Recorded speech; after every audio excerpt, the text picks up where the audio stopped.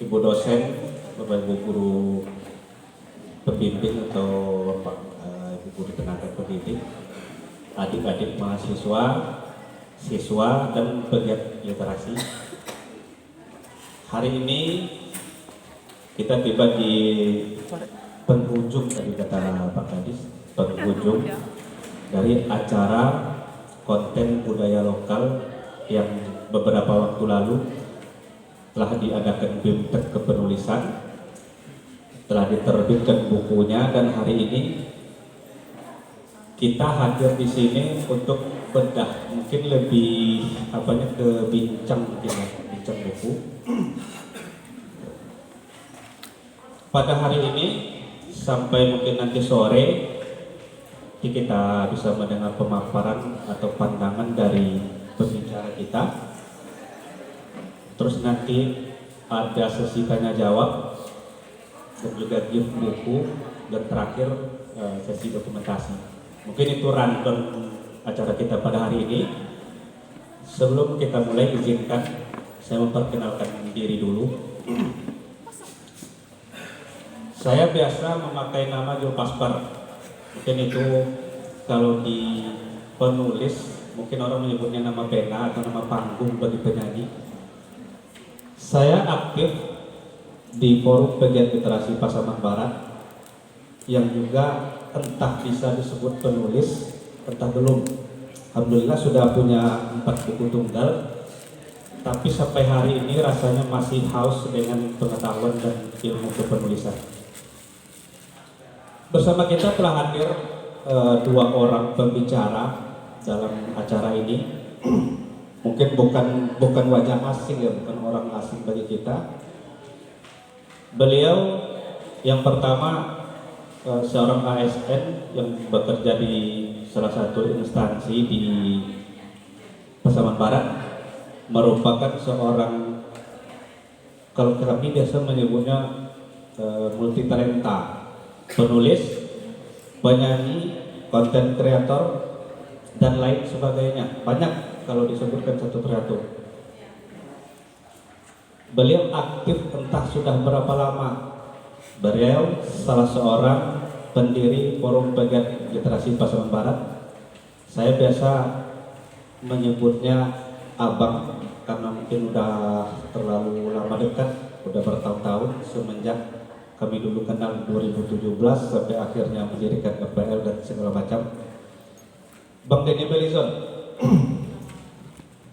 Bang Denny Melizon salah seorang pembedah yang ditunjuk pada hari ini. Dan yang selanjutnya, kalau yang tadi multi talenta, mungkin ini suhu segala suhu ya, yang satu lagi ya, suhu segala suhu, mulai dari fotografer, tenaga pendidik, videografer, kadang pembuat konten-konten yang suhu lah di banyak hal, sampai di air segala macam. Mas Eko Darmawan, adik saya yang paling kecil. Mas Eko, apa kabar hari ini?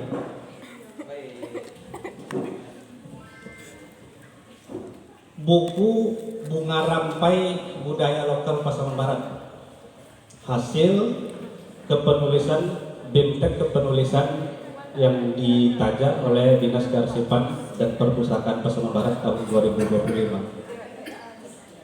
Buku ini ditulis oleh 53 orang dengan lintas usia dan lintas latar belakang, mulai dari dosen, guru, pegiat literasi, mahasiswa sampai siswa.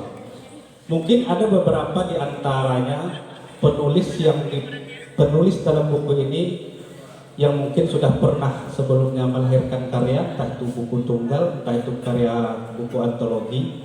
Mungkin ada juga ini adalah karya pertama bagi mereka atau bagi dia, mungkin ya. Ketika kita masuk ke dalam bukunya, membaca bukunya, tentu ada banyak hal yang kita lihat kalau kita bicara tentang kearifan lokal, mulai dari wisatanya, kuliner, serta keunikan-keunikan tradisi yang ada di Pasaman Barat.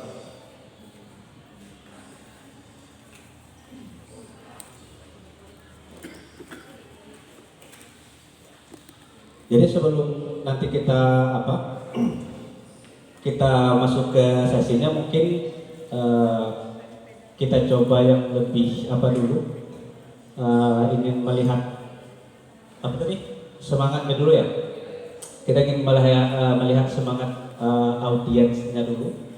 Eh, Bapak Ibu, apa tadi Mas?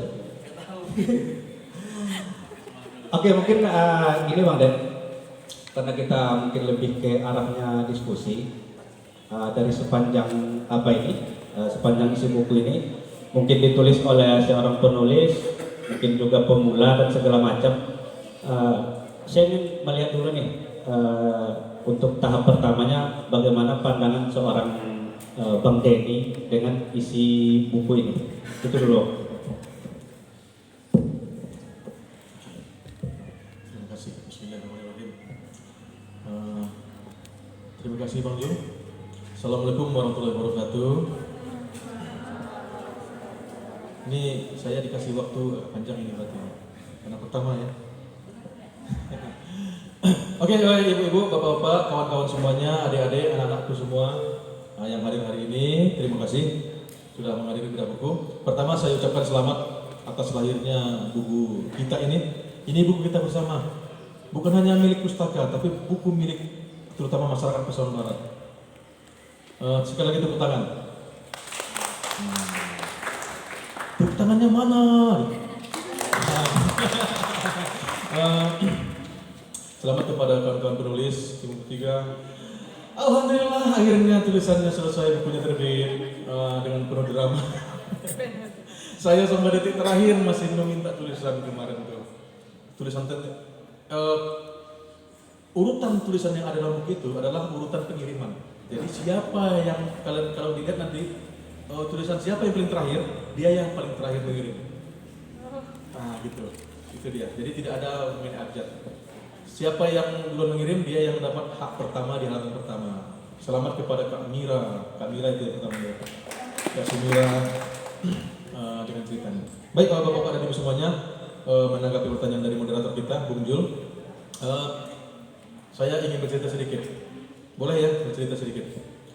2016 saya diamanahi sebagai salah seorang anggota Dewan Redaksi Glosaria, sebuah majalah terbitan dari Dinas Kearsipan dan Perpustakaan Provinsi Sumatera Barat.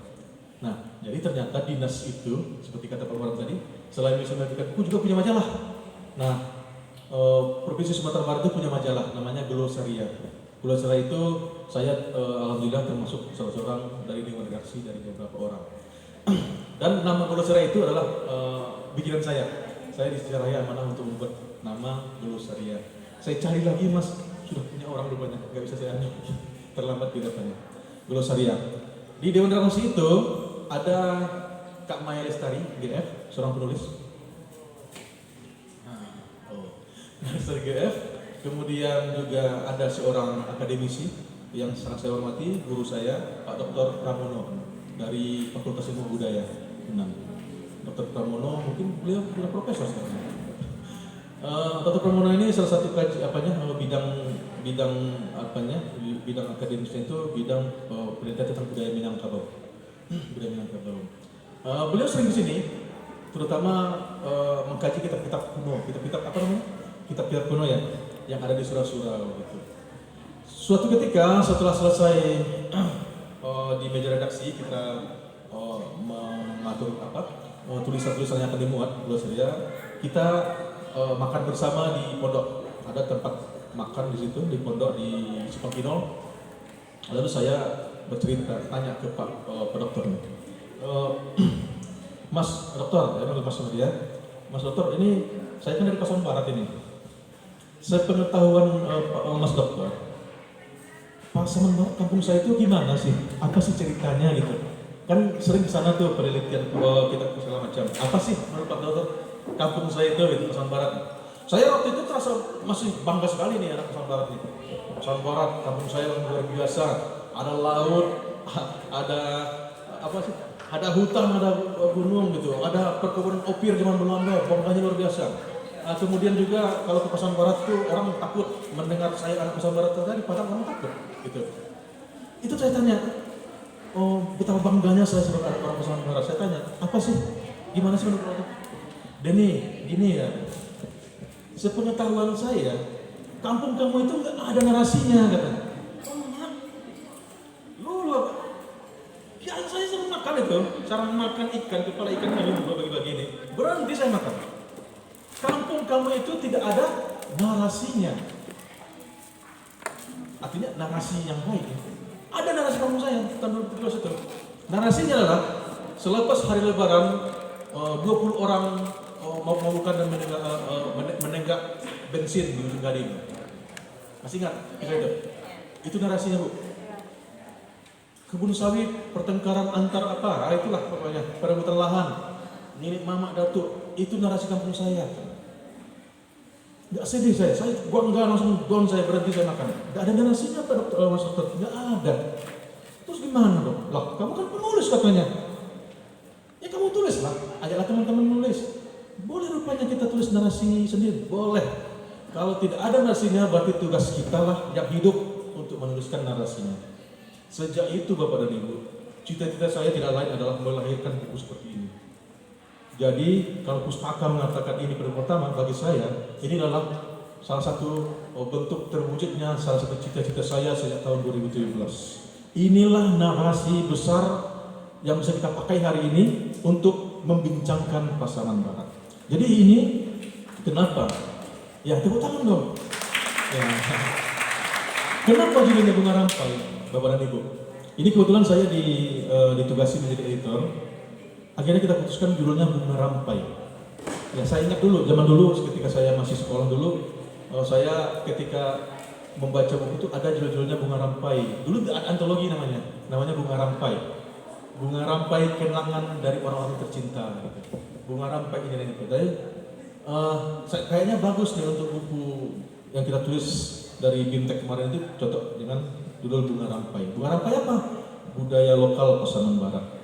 Budaya lokal Pasaman Barat. Kemudian judul ini tentu menyesuaikan dengan SPG dari Bimtek yang kemarin, karena Bimtek kemarin Bimtek konten budaya lokal gitu. Nah, itu ceritanya ternyata Pasaman Barat tidak punya narasi. Sadar nggak kita misalnya yang hidup di 2017 sekarang, mau kita tak punya narasi. Saya cari-cari bu, saya sebetulnya menggemari sastra dan menyukai beberapa puisi-puisi ini, menyukai puisi lah, puisi dan cerita. Saya mencari puisi-puisi, ada tidak ya puisi-puisi yang membahas atau menyinggung tentang Pasaman Barat, tentang Pasaman. Saya menemukan satu puisi dari Papa Rusli Marzuki Zaria, judulnya Gadis Pemetik Jeruk Pasaman. Jadi di situ ada si buru lubis, yang dicintai gitu, ada ceritanya gitu. Si pemetik jeruk Pasaman disebutkan di situ dari Pasaman. Ternyata Papa Rusli ini pernah bertugas di Air Bangis, beliau di Air Bangis beberapa lama, dapat satu puisi di situ.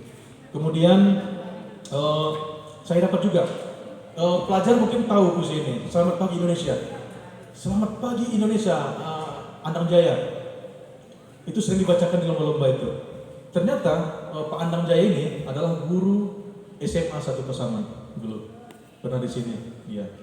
Kemudian juga ada juga buku-buku dari Sarifudin Arifin juga, tapi itu bentuk novela, menyebut Simpang 3 Alin.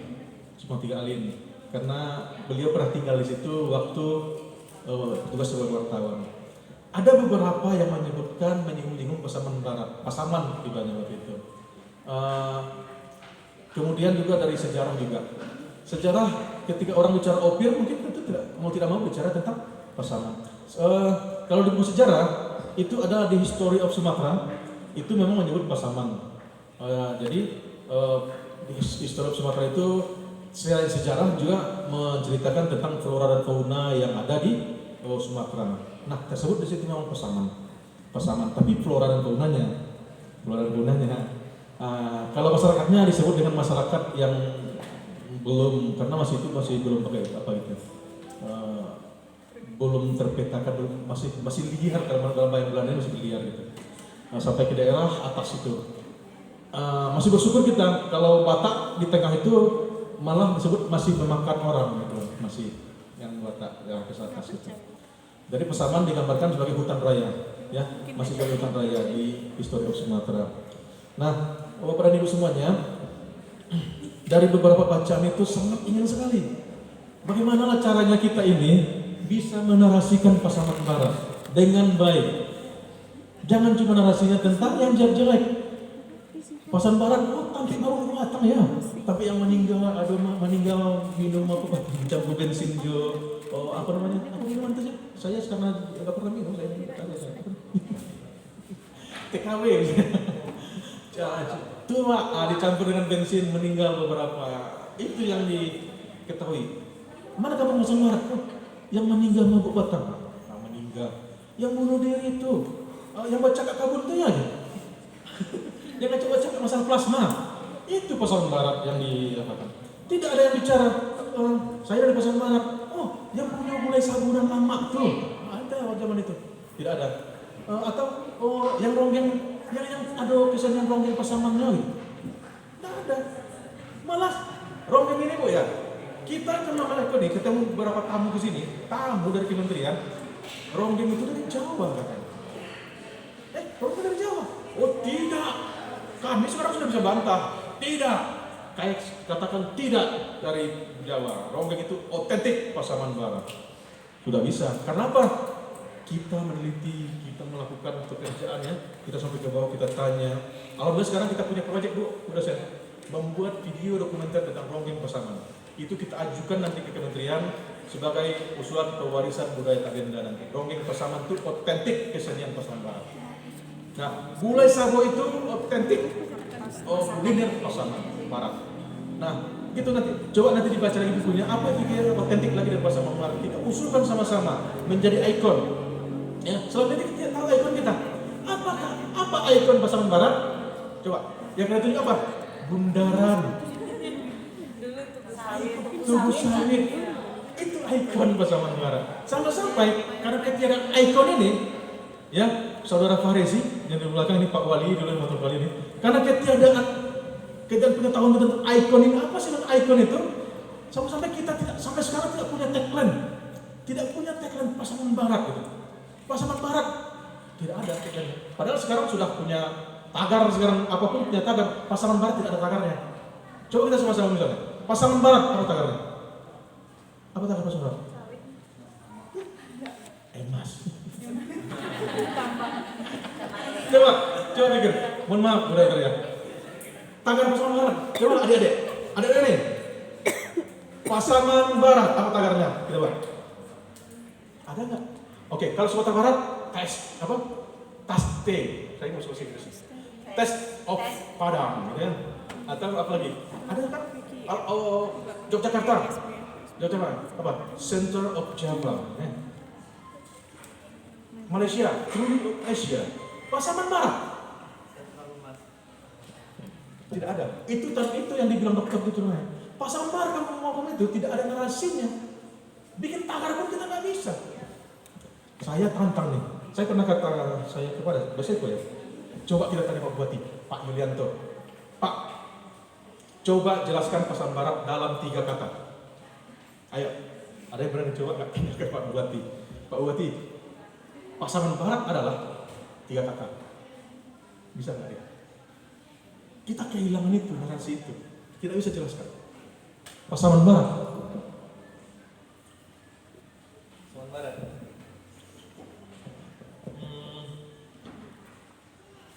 Apa ya? Pasaman barat. Itu tidak ada. Itu PR kita semua. Udah saya lihat.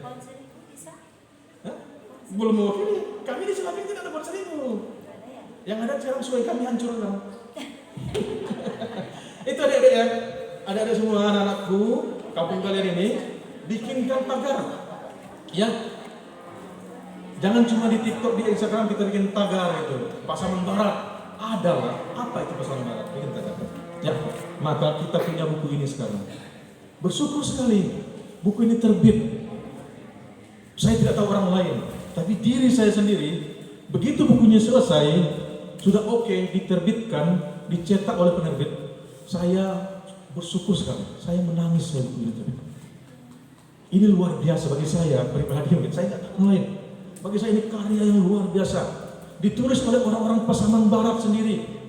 Anak-anak Pasaman Barat, putra-putri Pasaman Barat menuliskan narasi kampungnya sendiri. Dan ini layak untuk dijual sampai ke internasional. Diberitahu kepada Belanda yang pernah tinggal di sini, kepada Jepang yang pernah tinggal di sini, orang Jerman yang bikin loji di sini. Kita punya narasi. Ini punya kita. Ini wajib. Ini sudah pantas untuk menjadi puncak-puncak kebudayaan nasional. Kita lihat list data kebudayaan nasional. Tidak ada daftar masuk list dari Pasaman Barat. Kuda Kepang itu bukan Pasaman Barat, itu dari Jawa Barat. Apalagi? Kita cari yang Pasaman Barat otentik. Nah, buku ini kita punya. Sekarang seperhitungan dari moderator tadi 53 tulisan. Jadi kemarin kita bagi kepada setiap penulis itu masing-masing menuliskan apa. Usahakan tidak sama, walaupun akhirnya ada juga yang sama. Tapi 1-2 bolehlah. Di buku ini ada tentang budaya atau tradisi di Ujung Gading, ditulis oleh Sumira pertama. Ada budaya ada tentang kisah-kisah raja Kawuntaran di Talu, ditulis oleh cucu Cicit sendiri, oleh Yola. Yola ini cucunya Tuan Kubosa, ditulis sendiri oleh beliau, Tuan Kubosa. Kemudian ada tentang tari delapan, Pilin Salapan, ditulis oleh Tia sendiri. Dia pernah juga penarinya. Ada tentang uang Sunting Pitih yang ditulis oleh KIC sendiri. Ada Kak Endang, Bu Endang yang menulis tentang Sabo yang memang langsung memang pelaku langsung sendiri, memang merasakan kulit Sabo. Saya tidak pernah merasakan kulit Sabo. Gimana sih rasanya kulit Sabo itu? Mungkin saya pernah makan Bu Endang, tapi saya tidak tahu itu kulit Sabo. Karena enaknya saya tidak tahu kulit Sabo itu apa. Suatu hari ini sedikit tapi ya. Suatu hari saya bawa ke sini seorang wartawan senior, namanya Nasrul Aswar. Kenapa ini? Pak Nasrul, Mak Nai. Saya bawa ke sini, lalu makan di Pondok Berangin. Di Pondok Berangin itu kan banyak gulai khas Pasaman Barat. Enak makannya, nggak pernah ada ketemu gulai seperti itu. Ini apa namanya Pak Denny? Ini namanya di kami ini gulai limbe. Nah itu harusnya namanya, ini gulai seno, ini gulai, nah itu namanya. Kalian tuh harus bikin namanya, ya kan? Seperti orang-orang di barat lah. Pecal namanya kalau apa namanya? Apa? Kalau pecal apa namanya? Hah? Indah kalau bahasa kalau di barat itu pecal itu kan bukan pecal namanya. Salad. Gitu kan. Saya tertipu di Padang. Ya kan di sebuah hotel saya pesan salad. Datang pecal, pecah itu saya, 17.000 pula itu. Saya pikir salad itu apa gitu. Nah seperti itu, gulai-gulai kita, masakan kita tidak ada namanya. Ayo kita bikin namanya, kita klaim itu punya kita. Boleh kita klaim, sebelum diklaim orang lain. Sekarang zamannya klaim-klaim, hak cipta kita ada, undang-undang HKI juga ada. Kita adaptasi sama-sama. Nah, selamat kepada semua penulis buku ini. Tadi pertanyaannya bagaimana pendapat saya kan? Itu pendapat saya, sampaikan. Artinya masih ada lagi nanti penyampaian yang lain. Buku ini buku hebat, buku yang harus kita banggakan bersama-sama. Boleh kita angkat tinggi-tinggi. Kalau perlu nanti foto di bundaran, angkat tinggi-tinggi foto. Ini buku kami gitu, buku kita bersama. Ya, kitab sucinya budaya lokal Pasaman Barat. Untuk saat ini, sebelum terbit lagi buku-buku yang lain, saya tantang kepada kita semua untuk menerbitkan buku-buku seperti ini. Rahasianya, penerbitan tulisan-tulisan budaya lokal hari ini sangat dihargai sekali oleh kementerian. Ya. Tulislah tentang itu. Tulislah tentang bahasa-bahasa kita. Berapa bulan yang lalu, Balai Bahasa mengadakan pemetaan bahasa ke Pasaman Barat. Pasaman Barat satu lokus penelitian bahasa Mandeling. Ada Balai Bahasa. Sudah pernahkah kita menuliskan kekayaan ragam ucap bahasa di kampung kita? Ayo udah kita tulis bersama-sama. Ragam pengucapan bahasa logat yang diucap oleh Pasaman Barat. Berbeda sedikit saja kampung sudah berbeda logatnya. Itu saja mungkin penyampaian saya, karena ini mungkin akan banyak pembicaraan. Saya serahkan lagi kepada moderator. Terima kasih. Baik, terima kasih Pak Denny. secara apa ya, gambaran secara umum, secara besar bagaimana isi buku itu yang mungkin orang di bagian Talamau mungkin sebelumnya tidak tahu apa itu yang disebut dengan Molotak Tando dalam bahasa Ujung Gading. Mungkin dalam buku ini dia bisa tahu, orang dari Talu bisa tahu ternyata ada tradisi seperti ini di Ujung Gading. Mungkin orang di Ujung Gading jadi tahu ternyata ada tradisi yang namanya kunjungan di kita dari etnis Jawa. Jadi yang disebut dengan budaya kearifan lokal itu memang beragam, apalagi di kita di negari Mekar Tuah Basamu ini. Mungkin itu tadi dari Bang Denny ya, secara umum. Kami juga ingin melihat dari sudut pandang yang lain mungkin ya, yang namanya pembedah itu kadang kan punya ketajaman pisau bedahnya masing-masing. Kita coba lihat dulu dari Mas Eko, mungkin dari sisi yang lainnya. Ya, kepada Mas Eko dulu untuk apanya Mas?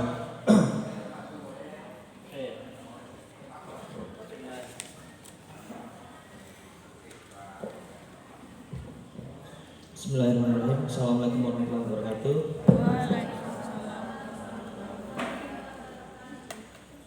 Ya, perkenalkan saya Eko Darmawan. Menurut saya Bang Yu, Pasaman Barat itu kalau dalam 3 kata itu pernah saya bikin sebetulnya. Cuman akhirnya memang 3 kata itu akhirnya bukan Pasaman Barat Bang, tapi Maligi pernah saya coba itu menjadi 3 kata. Adventure, vintage, sama apa gitu. Akhirnya 3 kata itu mengakibatkan Maligi itu menjadi desa wisata. Maligi itu menjadi memunculkan pemuda pelopor juga, dan banyak lagi. Kalau Pasaman Barat juga pernah dibikin tagline-nya di wisata itu negerinya petualang, the land of adventure, tapi belum berhasil. Kemudian pernah juga Pasaman Barat itu disebut land of Talamau Geopark, dan belum tembus juga. Memang betul. Nah, ketika tadi Bang Deddy bilang Pasaman Barat itu nggak ada tagarnya, sebetulnya intinya adalah Pasaman Barat itu nggak punya konten. Pasaman Barat itu kekurangan konten. Apa itu konten? Konten itu video, tulisan, gambar, foto, itu semuanya konten. Dan kalau kita ngomong buku berarti Pasaman Barat itu kekurangan konten tulisan. Pasaman Barat itu kekurangan konten tajam tentang tulisan. Gitu Bang, kalau menurut saya. Sedikit dulu Bang, jangan banyak-banyak, sedikit dulu aja. Mungkin itu kalau menurut saya. Cukup Bang. Jadi Pasaman Barat kekurangan konten. Kenapa? Saya pernah bikin sebuah foto bundaran Sepakat itu. Sekarang kan lambangnya Bunda Kanduang. Saya pernah ganti Bunda Kanduang itu menjadi kembali seperti dulu, sawit. Ternyata banyak yang interaksi, banyak yang menyukai, banyak yang mengatakan lebih bagus seperti itu. Tapi kalau misalnya kita hanya mengambil sudut pandangnya itu sawit, Pasaman Barat, kayaknya enggak juga gitu. Kenapa? Pertama, sekarang sawit itu menjadi polemik. Harga sawit mahal tapi malingnya banyak. Betul kan? Harga sawit turun jadi polemik juga. Harga pupuknya mahal. Ya kan? Akhirnya sawitnya nggak terawat. Itu. Akhirnya konten itu ternyata konten nggak bagus. Ketika saya mengganti bundaran dengan sawit, ternyata itu nggak bagus. Nah, saya pernah juga mencoba membuat konten bahwa bundaran itu dibalik. Bunda Kanduang itu dibalik, terbalik posisinya. Kemudian dituliskan di bawahnya itu, secinta apakah kita terhadap Pasaman Barat.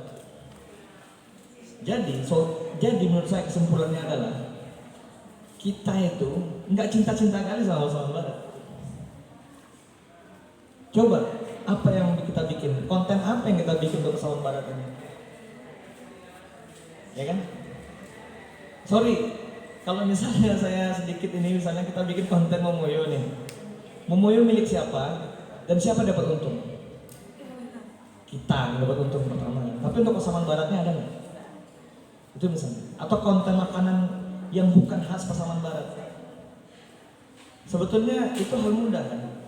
Misalnya ketika kita pergi ke Sasak, kita makan gulai sabo, ya udah posting itu gulai sabo, ceritakan sedikit bahwa gulai sabo ini adalah punya Pasaman Barat, ditambah tagarnya gulai sabo. Apakah kita membantu itu? Apa kita membantu itu? Sedikit yang seperti itu. Kalau menurut saya. Kalau bukunya tentu nanti ada. Nah, sekarang ini pandangan saya terhadap buku ini. Buku ini adalah konten yang sangat bermanfaat bagi saya. Kalau di dalamnya itu ada 60 tulisan, berarti saya sudah punya 60 konten minimal. Terima kasih teman-teman yang sudah menulis. Kalau teman-teman nggak memanfaatkan buku itu, saya manfaatkan. Alhamdulillah sudah punya 60 konten yang akan saya jadikan konten. Mungkin itu Bang. Cukup sekian. Terima kasih Mas Eko. Mungkin kalau dari pandangan Mas Eko itu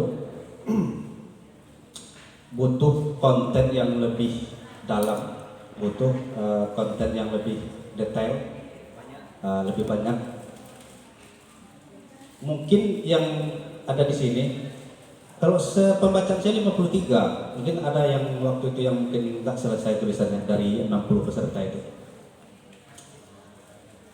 Mungkin kalau secara isi di buku ini, secara kepenulisan lah ya, menurut Bang Dedi lah, karena buku ini mungkin ditulis oleh berbagai macam latar belakang, sejauh mana secara estetika dalam kepenulisannya yang bisa Bang Dedi sampaikan, entah itu dalam, entah itu kurang dalam, entah itu sudah pas sebagai sebuah tulisan fiksor yang bukan cerpen, bukan cermin, tapi sebuah cerita bebas, tapi tetap memakai alur dan tokoh. Itu Bang. Sedalam mana? Sedalam mana kayak lagu ya. Ya, terima kasih Bung Jul. Kita bicara ke penulisannya, ke teknisnya berarti. Pertama, saya menghargai setiap usaha yang membuat tema-tema budaya lokal ini sebagai konten kan, dalam ini sebagai tema untuk menulis. Itu yang pertama saya hargai. Kedua, saya juga paham bahwa ragam penulis di sini ini memiliki kemampuan yang berbeda-beda. Anak-anak kita yang SMA mungkin ada yang baru pertama punya buku, punya tulisan seperti ini. Ya, ada mungkin yang sudah. Kemudian di sini juga ada beberapa penulis-penulis yang memang sudah banyak juga menulis karya, termasuk di FPL mungkin ada beberapa. Jadi ini beragam sekali tulisannya. Artinya saya tahu ketika penulis pemula mungkin yang baru nulis, saya tidak akan menuntut kedalaman. Tapi kawan-kawan di peserta BIMTEK itu pasti pernah saya minta untuk memperdalam. Ada wawancaranya seperti itu kan. Ada wawancaranya, ada juga kunjungan objek yang lebih detail dan segala macam. Ada seperti itu bimbingannya. Kemudian juga saya tahu juga mungkin kemungkinan ada ChatGPT juga ada, saya tahu di sini. Ini saya kan ada. Tidak bisa kita hindari. Cuma saya tidak akan sebut orangnya dan saya pun akan membuatnya. Bagi saya, walaupun mungkin akhirnya diselesaikan dengan AI, tapi kontennya yang saya pandang, dia tetap mengangkat tentang budaya lokal yang ada di Pasaman Barat. Itu dulu. Karena sampai sekarang pun saya tidak bisa atau punya kewenangan untuk mengharamkan atau menghalalkan AI. Belum ada. Sampai sekarang saya lihat masih dibolehkan sepanjang dia memang tidak ada melanggar undang-undang tentang plagiasi dan segala macam. Artinya dalam ini begitu dan saya editor, saya perbaiki. Saya usahakan menjadi bahasa yang se-feature mungkin. Jadi buku ini ditulis dengan bahasa feature, kawan-kawan semuanya, Bapak dan Ibu. Kenapa kita pilih feature? Bukan esai atau karya ilmiah atau artikel yang artikel ilmiah gitu ya, berbahasa ilmiah. Kenapa feature? Karena memang salah satu pasar yang jadi tujuan pembaca buku ini adalah masyarakat luas. Dengan tujuan apa? Untuk pertama tentu untuk mau membaca buku. Buku bacanya adalah konten lokal budaya Pasaman Barat. Dan kemudian menurut saya setelah saya pelajari untuk ini, ternyata menulis picture itu adalah cara terbaik kita untuk bercerita. Karena setiap orang punya cerita, cara menulisnya adalah dengan picture. Jadi kalau kita berikan dia batasan dengan picture, dia tidak hanya membuat fiksi, tapi juga dia melengkapi dengan data-data. Data-datanya valid, harus hal nyata yang diceritakannya, tidak membuat cerita. Nah, saya pikir di situ kedalaman buku ini. Jadi ini ada berbagai macam sudut pandang dan kemampuan menulis dalam buku ini.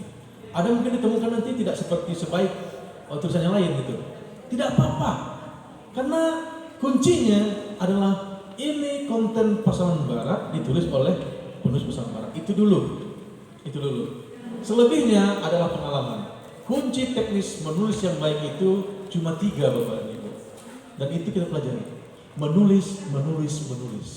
Cuma 3 itu kuncinya. Latihan, terus menulis.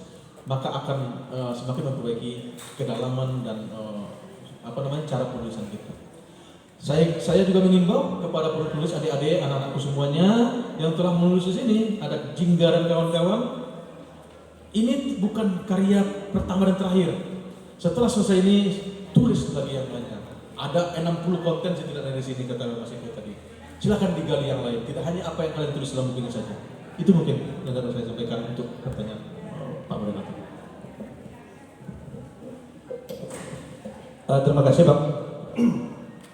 Nanti kalau secara sudut pandang Bang Denny tentang isi dalam buku itu, tentang karya yang ditulis oleh 60 penulis tadi, sebenarnya apakah setiap tulisan itu bagus? Dijawab itu. Baik. Apakah setiap tulisan itu bagus? Ini jawabannya relatif. Posisi saya sebagai apa dulu? Gitu.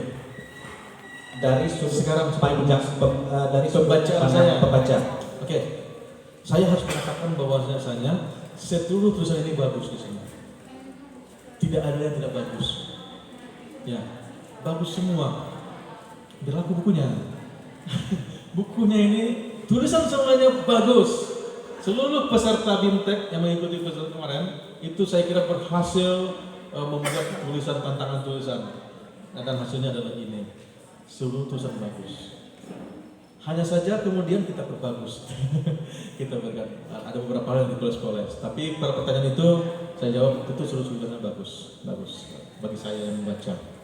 Mungkin kalau pembaca yang lain mungkin ada pendapatnya. Karena buku ini sebetulnya sebuah buku itu kan tidak sama dia penafsirannya masing-masing kitab, pasti beda-beda. Karena saya punya kepentingan di sini. Kepentingan itu inilah seperti yang saya sampaikan tadi. Ini adalah buku yang memuat konten budaya lokal pasaman barat. Kalau setahu saya ini yang pertama mungkin. Maka harus saya angkat tinggi-tinggi buku ini. Apapun dia isinya. Toh nanti kalau memang ada kelemahan, ada kekurangan dalam dunia kepenulisan, ada metode lainnya. Tidak boleh dibincangkan secara lisan, disorak-sorakkan. Itu jelek, bukunya jelek, Pak. Bukumu jelek, sampul dan tak apa-apa, tidak boleh, apalagi di media sosial, tidak boleh. Tuliskan dia. Kita punya tradisi membuat kritik atas karya, dituliskan, diterbitkan, dipublikasikan. Dituliskan dengan baik, tidak menjadi caption di media sosial misalnya. Mungkin ada nanti nih kawan-kawan, bukunya jelek, jangan di media sosial. Jeleknya itu tuliskan dia. Jadi buku ini menghasilkan tulisan-tulisan yang mengkritik karya. Karya itu harus dikritik, kritik dengan karya, bukan dengan celotetan atau cemoohan yang tidak ada guna dan yang tidak ada ujung pangkalnya. Karya-karya ditulis dengan karya. Saya tantang kepada kawan-kawan semuanya, Bapak dan Ibu, kita kritik buku ini. Bikinkan tulisan, itu seperti itu. Ya. Jadi kalau secara etika itu membantah tulisan dengan tulisan, membantah buku dengan buku. Baik, ini saya coba nanya sama Mas Eko. Sepanjang pembacaan Mas Eko tentang buku ini, yang namanya kearifan lokal itu tentu dia unik.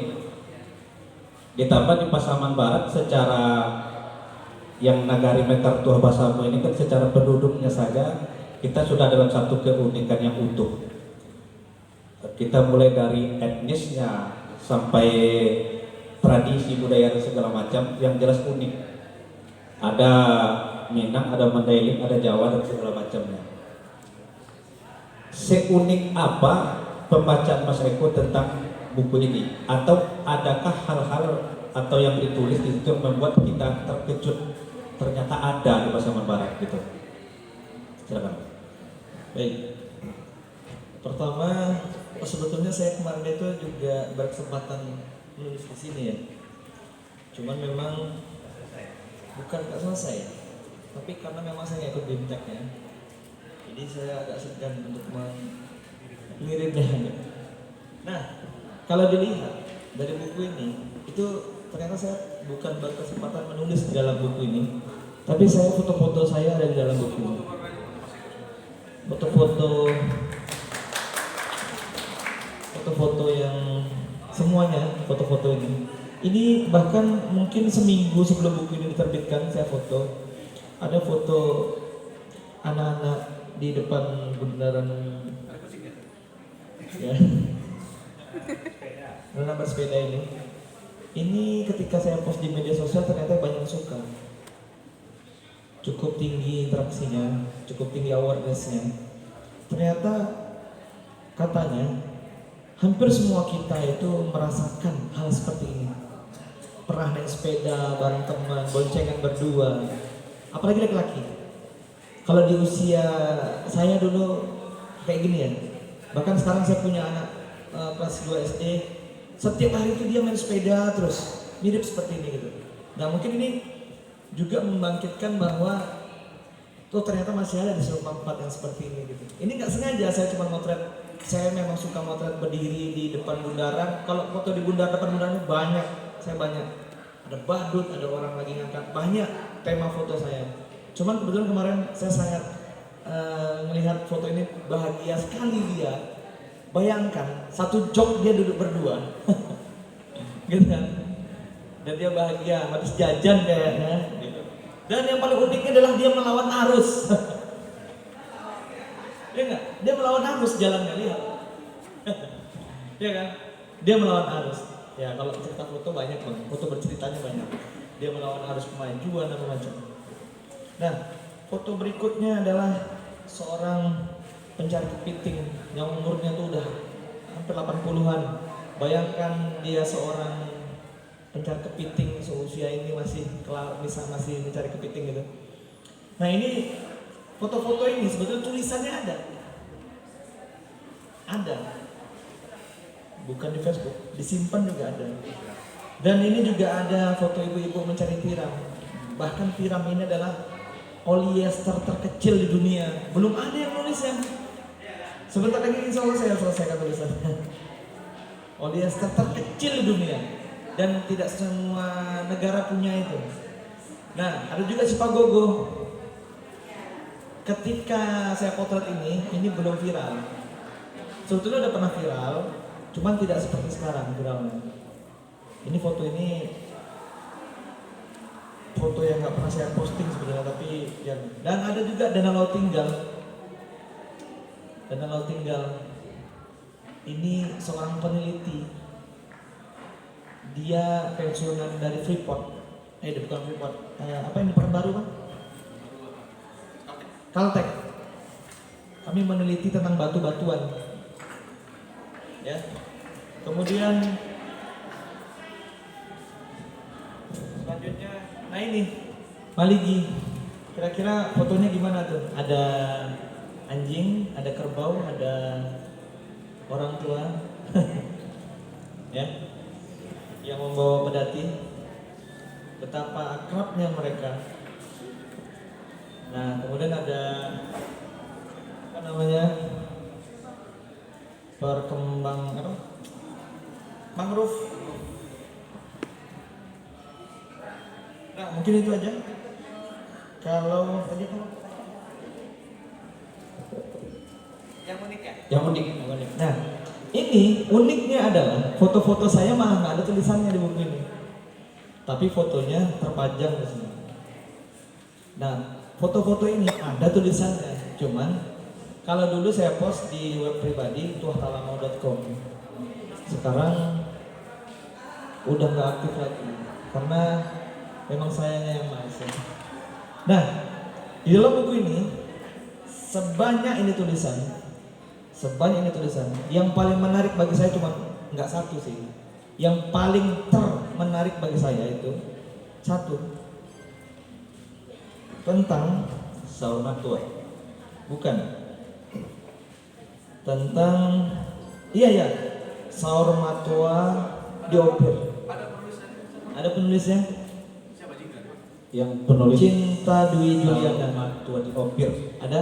Ada penulisnya datang. Nah, ini sebanyak ini tulisan ya. Yang menarik bagi saya adalah Saur Matua diopir ketika perpisahan menjadi pesta kehormatan. Saya pernah tahu, tapi nggak pernah lihat, karena mungkin saya merasa itu bukan budaya saya gitu. Tapi setelah membaca ini, saya sedikit terpikir, ternyata di Sumatera Barat yang katanya orang Minang dan kuat di agama Islam, ternyata ada budaya orang Sumatera Utara di sini yang menurut saya unik gitu. Mereka memakamkan keluarganya itu sampai berhari-hari, dan yang paling unik adalah mereka itu memformalinnya, memberikan semacam zat-zat tertentu kepada tubuh mayat itu sehingga dia awet sampai beberapa hari, seperti mumi.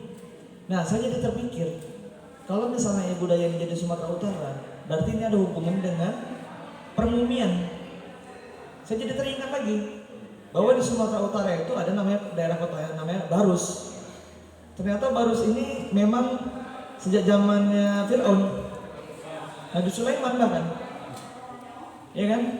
Nah, jadi saya pikir, wah ini gila juga nih. Ada kebudayaan yang sudah sebelum Masehi mungkin masih ada diterapkan di Pasaman Barat. Nah, jadi saya mencari cara akhirnya bang, bagaimana saya bisa melihat ini. Cuma saya kira-kira kuat nggak gitu aja melihat mayat apa gitu.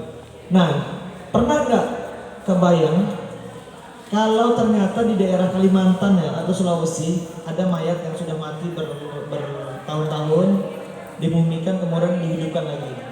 Nah, ini kan mirip-mirip juga permumian ceritanya kan. Berarti kalau kita cerita permumian berarti kita ada hubungannya dengan Fir'aun, dengan Mesir misalnya seperti itu. Ini bisa dikaji. Nah, menurut saya hal-hal unik ini perlu kajian mendalam lagi ketika kita mau menulis. Setiap saya mau berbicara, saya pasti mengatakan bahwa kita mau jadi apa dulu. Banyak di antara kita ini membuat sesuatu berkarya, kita nggak tahu tujuannya apa. Misalnya, kalau sekarang kita nulis tentang budaya lokal, berarti kita harus tahu, saya tujuannya ini adalah untuk memperkenalkan. Kemudian setelah kenal apa, setelah orang mengenal dan banyak tahu terus ngapain, dan ada rentetannya. Misal tentang budaya yang dari Sumatera Utara tadi, ini hanya untuk dituliskan saja atau mau untuk diketahui oleh semua orang? Kalau mau diketahui semua orang, berarti ada caranya. Kalau misalnya kita hanya menulis kemudian selesai, nggak ada kelanjutannya, rasanya sayang. Nah, berarti yang harus kita tahu adalah kita mau jadi apa dan kita mau ngapain dulu. Nah, keunikan-keunikan ini nggak mungkin stuck atau berhenti sampai di buku aja. Berarti harus ada lanjutannya. Kalau menurut saya itu bang. Kalau yang unik lagi banyak, tapi menurut saya paling unik itu, yang paling unik.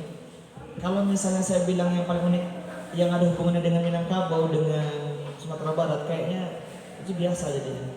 Tapi saya ngambil unik di Sumatera Barat, di Pasaman Barat, ternyata ada budaya yang bukan punya kita sama sekali, tapi ada. Nah, mungkin itu bang, kalau menurut saya yang paling unik. Jadi mungkin saking uniknya itu yang mungkin secara apa ya, secara agama, secara keyakinan, dia ternyata masih bertahan sampai sekarang.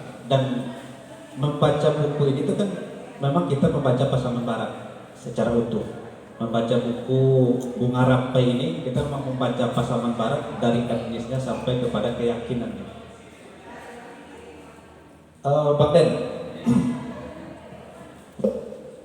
mungkin di tahun-tahun lalu ketika kita masih apa ya, masih eksis lah istilahnya, eksis di provinsi dan segala macam, mungkin kita dua orang yang sering membantah ketika orang menyebutkan budaya baca di Pasaman Barat itu rendah. Kita juga orang yang selalu membantah kalau di Pasaman Barat itu tidak ada apa atau kurangnya bibit penulis. Nah, di buku ini saya bahkan di banyak judul yang mungkin itu ditulis oleh adik-adik anak SMA, dan dia bisa menulis sekeren itu, sehebat itu, gitu. Jadi kalau kembali kepada yang dulu sering kita bahas, kita bukan kekurangan penulis sebenarnya di Pasaman Barat. Kita bukan kekurangan orang-orang yang bisa berpikir kritis, tapi mungkin kita masih kekurangan wadah. Kita masih kekurangan seperti yang kawan-kawan di FPL Pasaman Barat itu gencarkan sudah bertahun-tahun ini, di mana kita membuka pustaka nagari, di mana kita memfasilitasi TBM dan segala macam.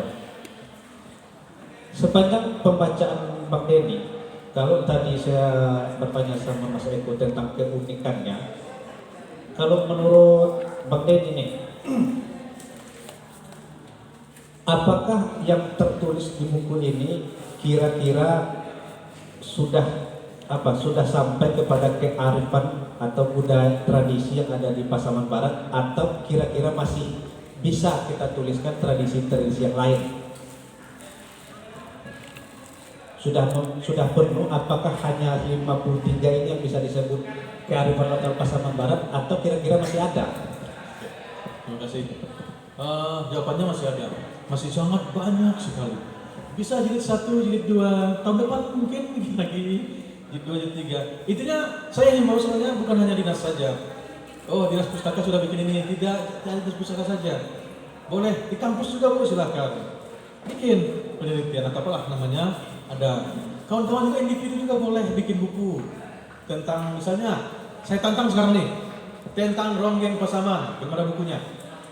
Coba kita cari di sini, di buku yang banyak Ronggiang ya. Cari bukunya di sini kalau ada. Kalau ada. Kalau penelitiannya sudah banyak. Jurnal-jurnal saya baca sudah banyak yang menuliskan. Ada penelitian, ada mahasiswa isi yang mau bikin skripsi, tesis dan segala macam. Ada dosen-dosen isi juga ke sini, ada penelitian segala macam. Sudah ada. Tapi bukunya belum ada. Ayo kita tulis bersama-sama. Saya kemarin belajar tentang bagaimana sih caranya pengajuan untuk pewarisan budaya benda. Yola. Salah satu syaratnya ternyata harus ada sastranya, kata Pak Rajul itu. Harus ada tuliskan bukunya dulu, baru kemudian ada subjek apa itu, ada hasilnya gitu.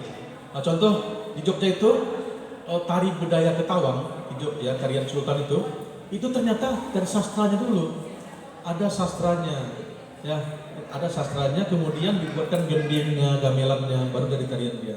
Nah, ternyata Ronggiang ini tidak ada bukunya, tidak ada sastranya, yang ada lisan saja, dari tradisi dan tulisan. Kita kemarin ada wawancara beberapa orang itu, saya tanya, ini apa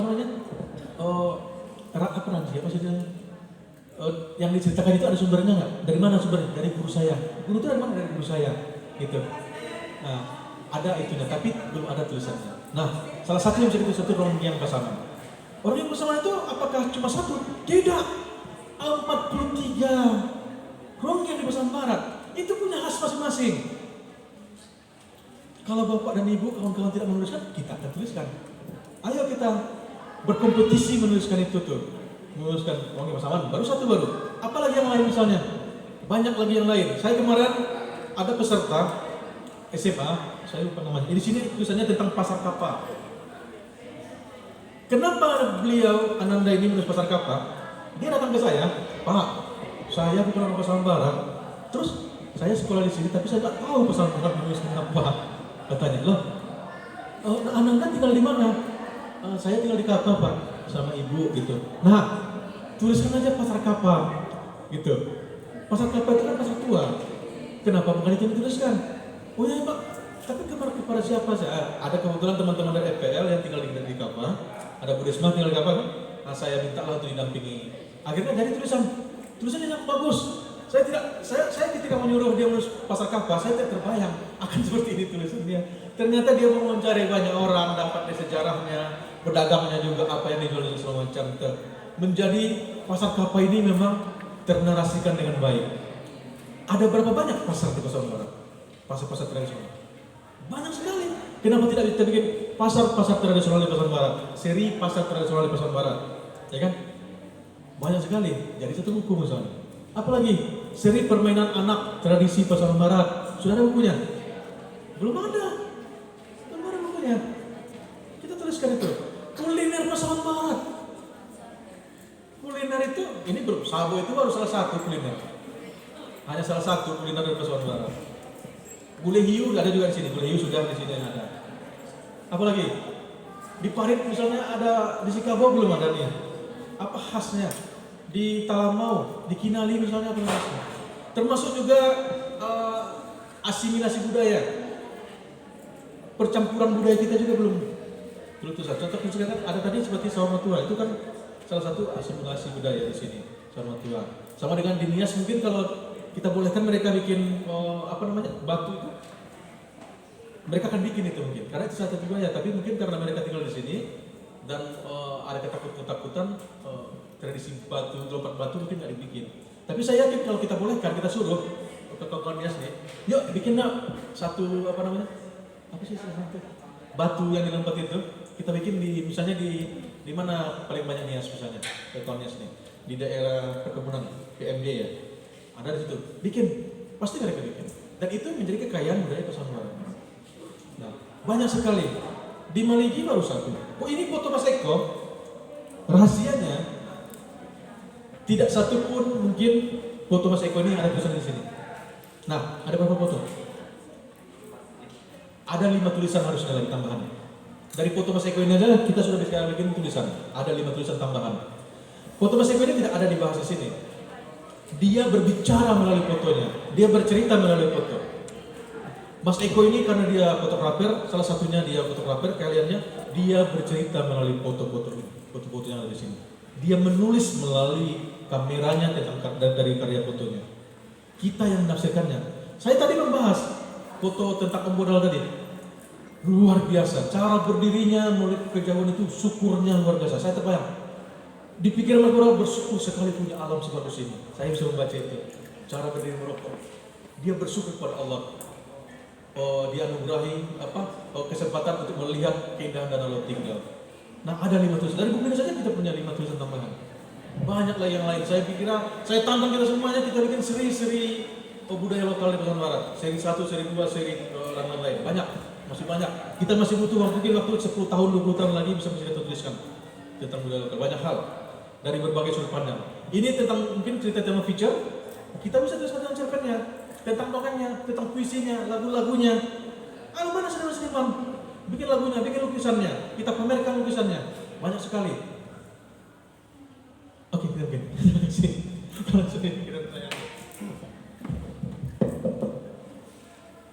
Mungkin kalau yang sudah ada di buku ini yang sudah tertulis, mungkin belum sampai seperempat ya, belum ya?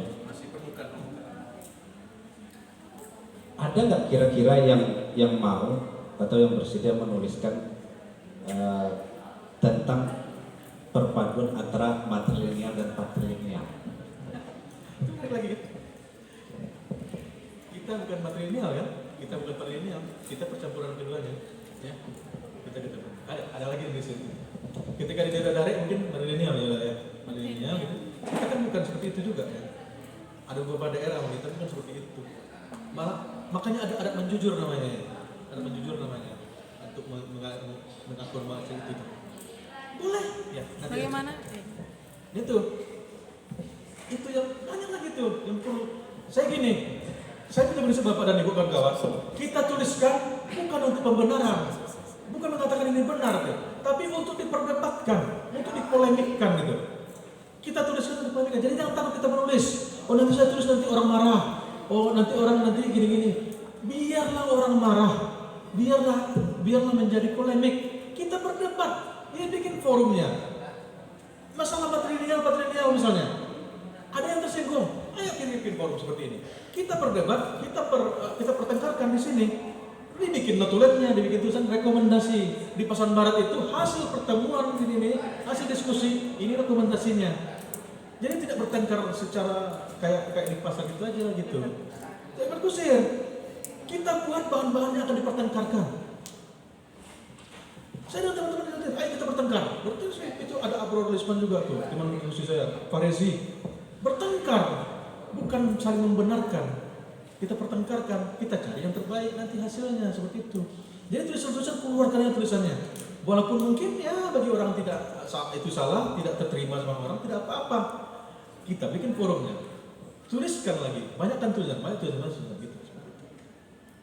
Itu mungkin yang bisa kita lakukan. Dan itu harus kita lakukan terus menerus agar budaya intelektual itu memang ada di Pasaman Barat. Orang Pasaman Barat itu kan intelektual, gitu katanya. Orang cerdas, pintar, banyak membaca. Orang Pasaman Barat ini pembaca buku semua. Saya tidak ikut-ikutan mengatakan orang Pasaman Barat itu minus bacaan. Tidak, itu yang saya bantah itu sekali itu. Kata mereka di sana itu Pasaman Barat itu tidak ada orang membaca buku. Tidak. Orang Pasaman Barat itu pembaca buku, orang-orang hebat. Saya kenal Pak Rusli Lubis karena saya sendiri dulu. Bukunya banyak sekali di rumah tuh.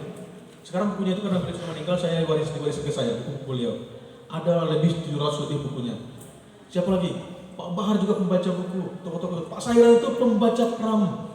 Bumi Manusia Lengkap Tetralogi itu dia baca itu. Siapa lagi?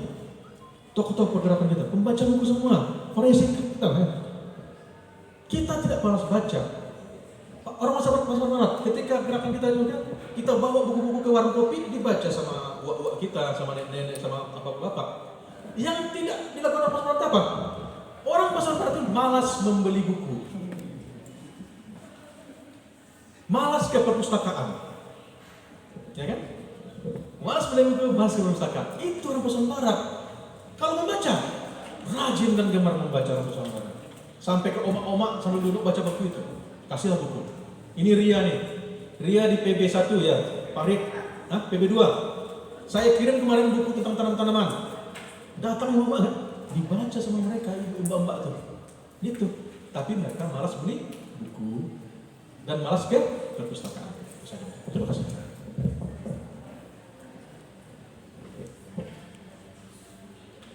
Jadi bukan orang Pasaman Barat itu malas baca sebenarnya Bang.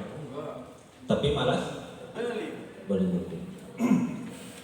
Mungkin karena harga sawit belum stabil mungkin Bang. Tapi kalau kita lihat di buku ini, mungkin itu belum sampai seperempat dari apa yang bisa kita tulis. Dan mungkin kita bersama penulis-penulis di FPL, bersama Bapak Ibu di sekolah, bersama adik-adik di kampus, mungkin kita bisa menulis lebih banyak lagi hal-hal unik, tradisi. Nah, ini mungkin sebagian kita ada yang bertanya, tradisi itu sebenarnya apa sih? Ini mungkin untuk Mas Eko nih, saya mau lihat pandangan Mas Eko. Yang disebut dengan tradisi itu sebenarnya apa? Kok susah pertanyaannya? Susah nih. Oke, dapat jawabannya. Siapa yang dari ujung gading? Ada? Satu orang. Dua. Tiga. Baru ngaku. Mana ujung gading? Oke. Paromanan Palu ada? Oke. Cengaur? Oke. Sisanya dari mana? Yang Bu dosen berapa orang? Berdua. Oke. Bertiga. Oke. Ya. Bang, aku enggak, ini agak beda kursinya bang. Di sini ya. Oke, berdiri aja. Jadi kemarin saya ada wawancara ke salah satu orang dari Ujung Gading, dia Ustadz di Opir ternyata tinggalnya. Beliau itu umurnya udah 80-an. Dia cerita, terus dia keluarkanlah pantun tentang ronggeng. Dia mengatakan seperti ini. Di tahun 1800-an, itu zaman dulu lah, nggak tahu tepatnya tahun berapa. Dia mengatakan seperti ini. Kalau mau menjadi kaya, pergilah ke Ujung Gading. Kalau mau dapatkan ilmu, pergilah ke Paroman dan Palu. Kalau mau jadi preman, jadi baga, pergilah ke Sungai Aur. Ternyata setelah saya baca buku ini, ada tentang kisah Kelapa Sarok. Ada yang sudah baca? Nah, ternyata yang bikin rusuh adalah orang Sungai Aur. Orang Sungai Aur dikatakan Sarok. Terus waktu itu saya tanya ke bapak itu, kenapa kok Sungai Aur pak? Karena memang Sungai Aur sejak dulu orangnya agak baga. Dan saya tanya ke beberapa teman saya, ternyata zaman dulunya Sungai Aur itu dikit-dikit dukun, dikit-dikit saktian. Iya seperti itu bu. Zaman dulu ya, bukan sekarang. Mungkin ya, zaman dulu. Itu di bagian utara, gitu ya.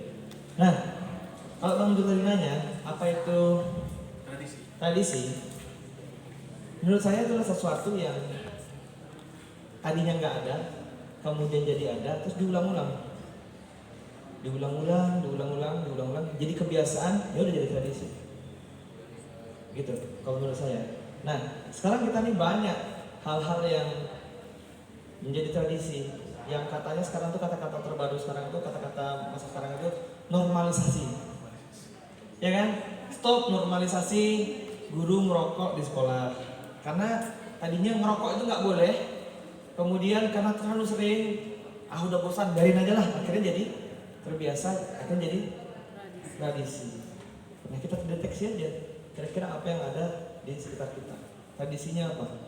Yang tadinya nggak ada, terus dibuat-buat jadinya ada.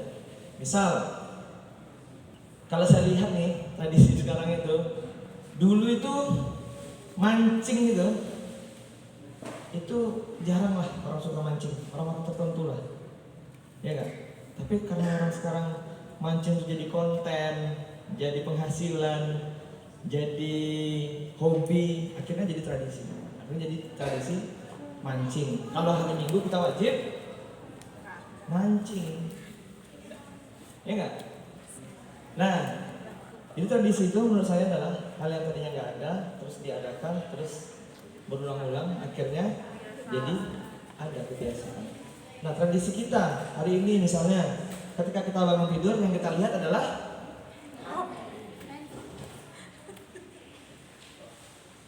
iya, iya gitu. Jadi tradisi kita adalah ketika bangun tidur mencari HP untuk, ini saya positif thinking ya. Bangun tidur kita adalah mencari HP untuk melihat doa bangun tidur. Barulah kita berdoa, positif thinkingnya. Ya. Mencari HP, melihat doa bangun tidur yang panjang, baru lihat status, di like berapa, di komen berapa. Cek dashboard. Cek dashboard. Atau yang main FB Pro, cek dolarnya berapa. Pagi-pagi. Yang main TikTok Go orangnya, dia melihat berapa penghasilan kemarin. Baru dia berwudu, pergi ke masjid berdoa, ya Allah terima kasih, rezekiku kemarin adalah sekian dolar. Itu positive thinkingnya. Positive thinkingnya. Nah itu jadi tradisi kan, jadi kebiasaan. Nah itu mungkin bagus juga ditulis tips trik setiap pagi. Kita harus ngapain ketika bangun tidur. Mungkin suatu hari yang kebiasaan bangun tidur tanpa lihat HP itu udah nggak ada lagi. Udah nggak ada lagi. Pernah nggak kita mencoba namanya detox gadget? Kita simpan gadget kita seminggu. Kita nggak ngeliat HP, nggak ngeliat gadget sama sekali. Pernah nggak? Pernah nggak? Ayo. Zaman sekarang susah. Soalnya semuanya terkait. Berarti bisa bikin tulisan detox. Ketika kita detox gadget, apa yang bisa kita lakukan? Saya pernah sih nyoba di rumah kan. Anak saya simpan HP-nya, ya kami berantem. Di hari pertama berontak, hari kedua masih berontak, hari ketiga akhirnya mereka ambil kertas, mereka menulis lagi, mereka menggambar, mereka melakukan hal lain. Bisa kok. Coba deh sekali-sekali kita Anak-anak bisa sih. Iya. anak-anak bisa ya. Anak-anak Coba bisa kita loh. detox. Karena kadang-kadang kita perlu juga tuh tanpa gadget apa yang akhirnya kita lakukan. Kalau saya eksperimen sendiri ya.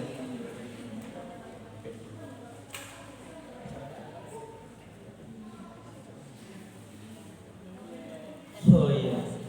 Tadi kan kata Pak Kadis bukunya nggak boleh dijual.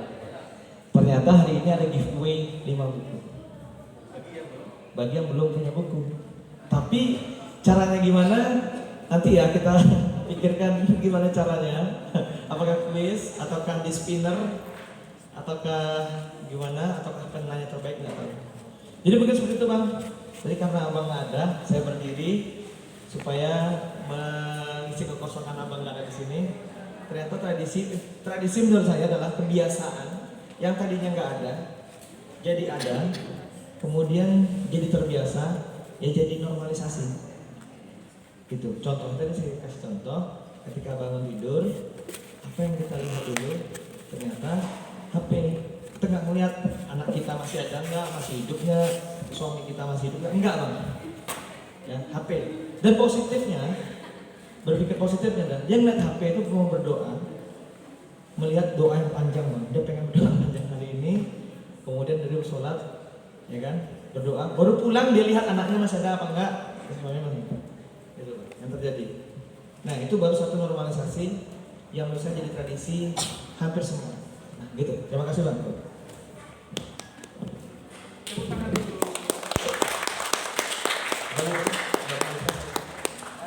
Ya kalau dulu tradisi, kalau sekarang mungkin namanya normalisasi. Mungkin ya. Dulu ya, dulu tradisi, sekarang normalisasi. Oke. Ini nggak enak rasanya begini ya. Kayak kita Ini apa bang? Agatur gitu. Kayaknya diskriminasi. Diskriminasi. Jok ya. Tidak apa-apa. Itu kan hanya soal jarak kan. Oh gitu.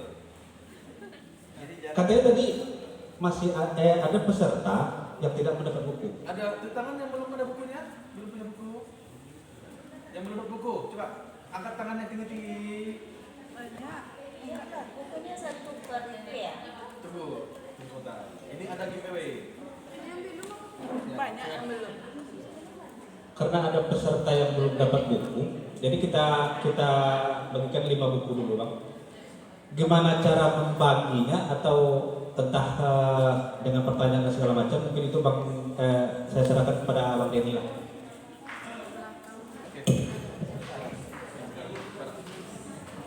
Oke, terima kasih Pak Moderator melemparkan amanahnya kepada saya.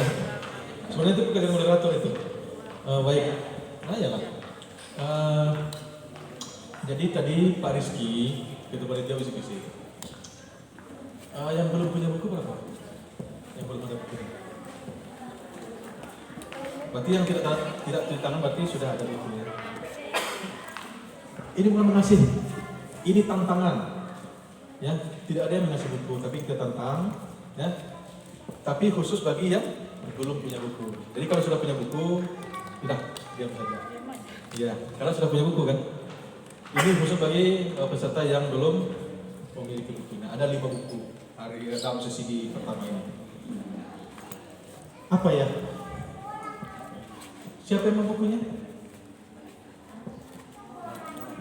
Oke. Saya ingin satu orang ke depan untuk membawa. Ada? Ada yang mau bukunya?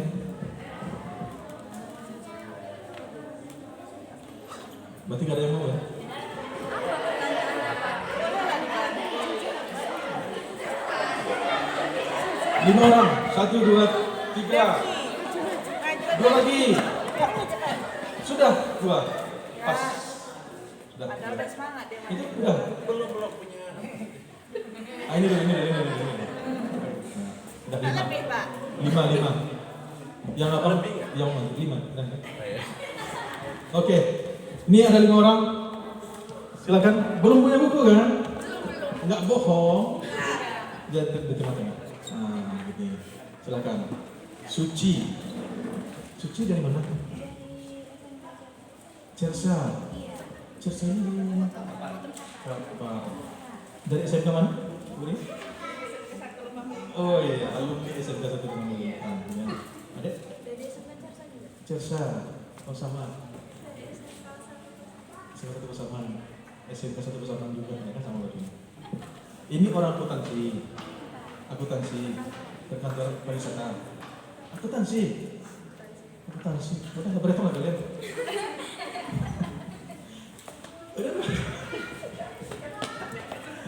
Oke, bukunya yang mana Pak Rizky? Pak Eko, silakan kasih buku Pak Eko. Ini kita ada nggak usah banyak pikiran gitu. 5 untuk sesinya ya, dapat buku. Ada buku 10 sebenarnya. Nanti kita kasih lagi kan? Nanti ada lagi kan? Mungkin semua kan? Nah, tapi nanti segala nanti. Ini challenge saya cepetan ke depan. Iya, itu. Siapa yang mau dia langsung lari. Kalau di silaping kita kalau ro gitu. Kalau mau ya datang gitu. Enak banget ya. Enak lah. Ini sederhana aja, ngapain susah-susah. Kalau kita mau datangi gitu. Kalau kita cinta pada seseorang, datangi dia. Nah, aku cinta padamu. Udah aja, ngapain susah-susah.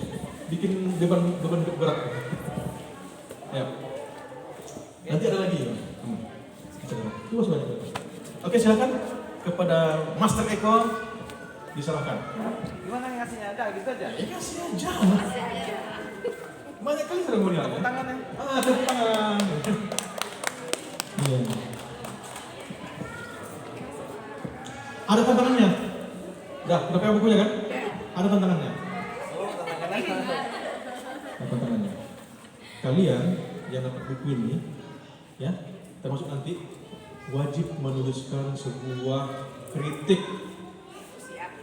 terhadap buku ini. Dikirimkan ke saya. Akan saya buat nanti di media yang akan saya. Wih, keren. Wajib. Kalau tidak, kembalikan lagi bukunya. Nanti malam saya cek. Iya. Jadi nanti minta sama saya, mulai yang malam nanti ada ya. Nah, Kritik itu dalam bentuk esai atau bentuk apa? ada bentuk esai aja.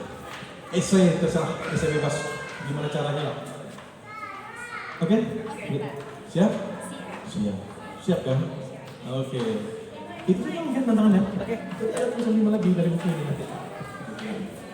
Berarti kita dapat 5 kritik ya? 5 kritik. Nanti sebenarnya ada lagi itu berapa tuh? 4. Jadi nanti ada lagi tulisan nanti. 5 lagi. Nanti habis zuhur ada 5 lagi. Ada 5 lagi. Foto. Foto kali aja.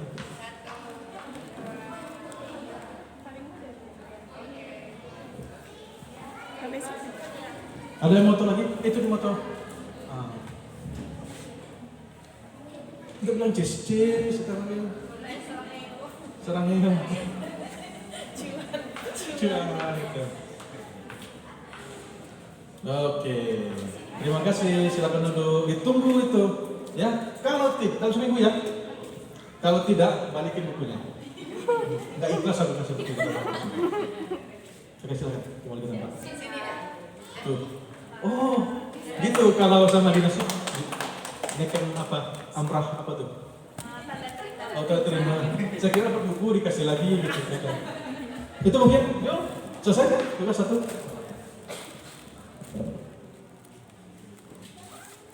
Jadi sebelum isoma, mungkin ada waktu sekitar setengah jam lagi sebelum kita istirahat.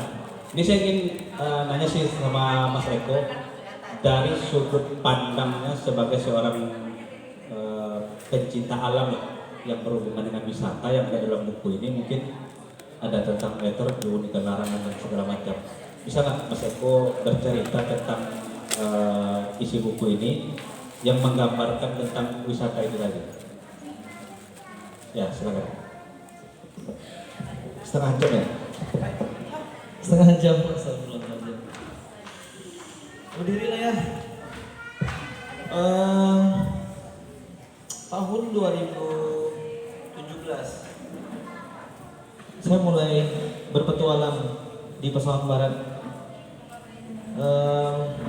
Karena saya penasaran. Saya pernah mengatakan sama Bang Denny, Bang, Pasaman Barat itu nggak ada literasinya. Jadi siapapun yang menulis pertama kali, maka dia adalah orang yang penulisnya gitu. Jadi siapapun yang menuliskannya pertama kali, berarti dia adalah penulisnya pertama. Nah, kalau kita melihat di sini ada tulisan tentang air terjun si Bure-Bure Tangah surga tersembunyi. Kita sering mengatakan bahwa Pasaman Barat itu adalah surga tersembunyi, potongan surga yang turun dari langit, sepotong surga yang jatuh ke bumi. Apalagi kira-kira? Indonesia Mini. Kalau kita ngomong surga, berarti harusnya mungkin karena surga bang, maka orang tenang, tidak ada yang menulis. Biarkanlah dia menjadi sunyi, biarkanlah dia menjadi tersembunyi. Tapi pernah nggak kira-kira terpikir? Saya juga terpikir, jangan-jangan gara-gara foto saya, jangan-jangan gara-gara video saya masuk ke hutan, masuk ke goa, masuk ke air terjun, akhirnya foto-foto saya itu menjadi bahan untuk orang. Saya pernah dikasih tahu soalnya, jangan sering-sering post foto tempat-tempat tersembunyi. Ternyata benar. Walaupun bukan karena saya, tapi saya merasa bersalah. Misalnya, saya pernah posting suatu tempat yang menurut saya adalah di tempat itu banyak emas ya. Ternyata benar tempat itu sekarang hancur. Gara-gara saya posting goa, ternyata goa itu sekarang rusak. Gara-gara saya posting dan videokan air terjun, akhirnya air terjun itu viral dan banyak sampah. Nah, mungkin solusinya adalah ketika kita menuliskan tempat-tempat itu, tolong buatkan juga pesannya. Itu yang sering kita lupa. Kita hanya menceritakan keindahan-keindahannya, tapi kita tidak menceritakan dampaknya, dan kita tidak mengedukasi mereka ketika mereka ke sana. Ya enggak? Kita cuma mengatakan tempat itu bagus, indah. Silahkan datang ke sini. Datang ke sini bawa pop mie, bawa bungkus-bungkus plastik yang banyak. Ya kan? Kita lupa itu. Tapi kita ceritakan keindahannya. Kita ceritakan dampaknya apabila kita rusak tempat itu. Dan kita ceritakan juga edukasi bahwa kita harus menjaga tempat itu. Mungkin seperti itu. Kalau tempat-tempat tersembunyi, ya, kita jangan hanya mengatakan bahwa tempatnya bagus, kemudian datanglah ke sini, tanpa edukasi, tanpa counter, tanpa memberitahu mereka bahwa kita harus menjaga tempat itu juga fatal menurut saya. Kalau misalkan masih ada nggak tempat-tempat yang bagus? Banyak sekali Pasaman Barat ini, sangat banyak. Pernah dengar nggak? Ada sebuah adat kerbau yang dia itu pernah membunuh harimau dan tanduk kerbaunya itu masih terpajang di sebuah rumah. Jadi ketika saya tanya, Pak, ini tanduk kerbaunya besar sekali, ada ceritanya nggak? Ada mas. Jadi kerbau ini terakhir dari hidup itu dia sudah habis berantem dengan harimau. Dan harimau itu lengket di tanduknya dan harimau itu dibawanya pulang. Ada di daerah Ujung Gading saya temukan. Kenapa ini tanduk kerbaunya aneh, berbeda? Tanduk kerbaunya lurus, kemudian di ujungnya baru bengkok. Waktu itu saya diajak ke rumah itu makan durian. Ternyata rumah itu adalah rumah raja. Ternyata di belakang rumahnya itu ada kuburan-kuburan para raja. Ayo. Baru-baru ini yang nggak sengaja kita temukan tentang Ronggiang misalnya. Ketika kita boleh spill nggak? Boleh. Ternyata Ronggiang, kita tanya dari mana-mana, gimana sejarah Ronggiang, nggak ada yang tahu. Ternyata Ronggiang itu otentik, punya Pasaman Barat. Kalau sekarang karena kita Pasaman Barat, ternyata saya baru kami temukan bahwa Ronggiang itu dari Opir. Opirnya di mana? Ketika saya tanya, Opirnya itu di air dingin. Nah, air dingin adalah tempat ketika saya kecil dulu suka mengembala sapi di sana, yang sekarang jadi sawit-sawit. Kemudian di sana ada bekas-bekas rumah, bekas-bekas kuburan. Saya bertanya, kenapa kok ada bekas kuburan di sini? Oh, ternyata di air dingin itu adalah pemukiman. Ternyata di Opir itu, ternyata di Opir itu, kan saya sudah pernah tahu ada kuburan, ada ini, ada itu. Ini ceritanya air dingin aja. Ternyata air dingin itu adalah perkampungan besar. Ya, itu ada sejarah PRRI, ada sejarah macam-macam. Akhirnya mereka pindah, ada perkebunan. Ternyata di air dingin Opir itu adalah perkampungan. Dari sanalah Ronggiang berasal. Ketika kita tanya Ronggiang sama siapapun, nggak terjawab Ronggiang itu dari mana. Dan ternyata Ronggiang itu memang otentik dari 3 suku. Ada Jawa, ada Mandailing, ada Minang. Di mana yang ada Jawanya, yang ada Mandailing, ada Minangnya? Cuman di Opir. Kalau sekarang yang mengaku kuat adalah orang apa? Dua Koto. Ya, ketika ditanya sama orang sana dari mana asal Ronggiang, mereka bingung. Pokoknya dari adat Minang. Nggak bisa adat Minang. Pertama, alat musiknya itu biola, bukan rebab, biola. Kemudian itu Ronggiang. Kemudian kenapa namanya Ronggiang? Ya kan? Nggak terjawab. Itu ada asimilasi dari Jawa. Kemudian menarinya. Oke, kalau ini punya Minang, kenapa cuma ada di Pasaman Barat dan Pasaman Timur? Kenapa nggak ada di Batu Sangkar, Padang? Kenapa nggak ada? Seperti layaknya tari piring, di mana-mana ada. Ya nggak? Nah, itu salah satu keunikan juga. Kalau kita tanya keunikannya banyak lagi. Banyak, sangat banyak. Ya, bahkan yang mitologi lah misalnya, ya kan, mitologi. Contohnya lagi, secara penelitian sudah ada, misalnya Talu. Ternyata Talu itu adalah kawah purba, gunung yang pernah meletus. Kalau gunung meletus, itu biasanya jadi danau. Tapi kalau Talu nggak jadi danau, jadi kawah. Apakah itu benar? Kalau penelitian dari ITB-nya benar. Tapi kalau yang